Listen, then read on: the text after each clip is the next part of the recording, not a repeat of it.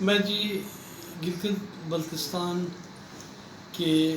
جو غیور عوام ہیں ان کے لیے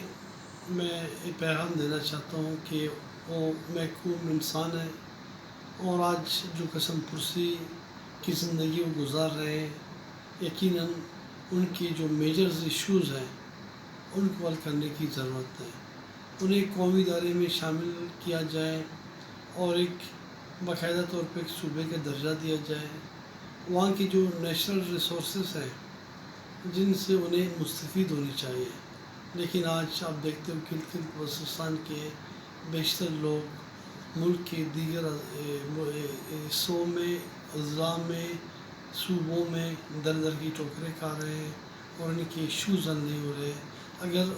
ہونا تو یہ چاہیے کہ وہ نیشنل ریسورسز ہے وہاں سے وہ جو سائل وسائل ہیں ان کے نکالے جاتے، ان پر خرچ کیا جاتا،